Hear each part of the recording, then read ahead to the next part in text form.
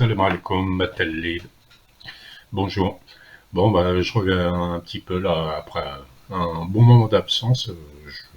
Voilà, bon, j'avais arrêté les vidéos puisque c'était surtout l'année dernière, pour la fameuse année 2019 historique pour notre pays.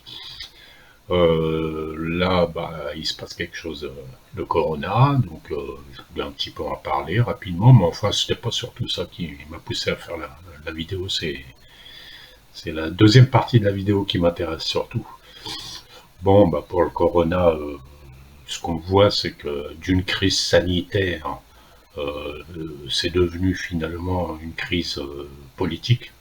Hein. C'est ce qu'on voit partout en Europe, dans les pays développés. Ce qui est très étonnant, c'est que les plus touchés, ce sont les pays développés, occidentaux, États-Unis, Europe. Hein. Euh, je ne sais pas pourquoi, on commence à pas comprendre la gestion de ce corona, minimiser tout, dire qu'il n'y a rien, il n'y a rien depuis le mois de janvier, dire que la Chine ment, dire que, etc., etc., pour finalement dire attention, c'est très très grave. Une fois qu'on dit que c'est très très grave, on dit aux gens restez tous chez vous, mais sans, je parle de l'Europe, hein, bien sûr, surtout de la France, mais on vous donne rien pour vous soigner, ni chloroquine, ni gants, ni masque. Euh, c'est très très très étonnant. On dénigre la chloroquine, le professeur Raoult, hein, tout le monde connaît maintenant. Très très étonnant. Moi je lis ça en fait sans faire de complotisme. Pourquoi c'est les pays les plus développés économiquement qui sont touchés? C'est très étonnant. C'est que moi j'ai l'impression que tout ce confinement, etc., qui habitue les gens à rester chez eux, à se taire, on leur fait peur et tout ça. Je ne dis pas que le confinement n'est pas utile. Hein, attention, c'est obligatoire pour limiter la propagation.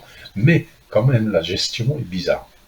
Et je sais pas, est-ce que c'est tout ça est aussi lié à la gestion politique de cette crise sanitaire est liée à la prochaine, très prochaine crise économique mondiale qui va arriver, avec l'effondrement apparemment des bourses, de l'économie réelle. On n'a jamais vu le monde à l'arrêt, ça n'est jamais arrivé, donc j'imagine même pas ce que ça va donner, et tout mettre finalement sur le coronavirus, alors que c'est la crise, elle était déjà là. Enfin, bon, c'est pas du complotisme, mais ça va permettre de faire peur aux gens, de les assigner à résidence, qui se taisent, et pour faire passer des lois que personne n'accepterait dans ces pays s'il n'y avait pas tout ça.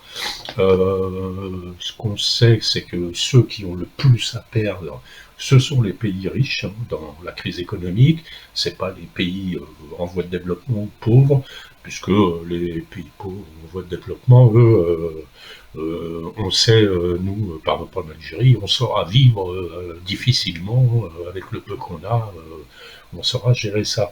Alors que eux, dans les pays occidentaux et riches, ça va être autre chose pour eux, parce que moralement, etc., ils n'ont pas l'habitude et ils n'ont pas l'habitude d'avoir la vie dure et je pense que ça va faire beaucoup de dégâts chez eux.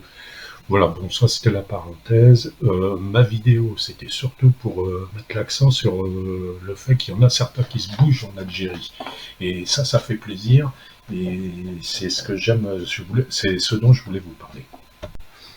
Non, je faisais cette vidéo parce que en Algérie, bah, on a toujours, oui, comment dire, ceux qui sont ras les pâquerettes, comme on dit, hein, comme expression, c'est-à-dire qu'ils voient pas plus loin que leur bout du nez. D'abord, on sait très bien, oui, le corona, c'est pour maîtriser, c'est pour faire taire le Hirak, et après Hirak, Khawa Khawa, Corona, Hirak, Khawa Khawa, etc. Bon, tout cela là, qui n'arrêtent pas de se plaindre, qui essayent de dire que l'État ça va pas, blablabla, en permanence, en permanence. Tout cela, j'en parle même pas, puisque c'est pour ça que je fais plus de vidéos, parce que sinon, tu fais des vidéos tous les jours, si c'est pour répondre à ces gens-là, c'est même pas la peine. Moi, ce que je vois, c'est qu'en Algérie, il y en a certains qui se mettent, voilà, c'est ça qui me fait plaisir. C'est l'Algérie que j'aime, les Algériens que j'aime, c'est ceux qui ont l'intelligence, le dynamisme et la volonté d'avancer et avoir confiance en soi. C'est hyper important. Et sans rien attendre de l'État, comme je l'ai dit tout le temps dans mes vidéos, il ne faut rien attendre, il faut faire avec ses moyens.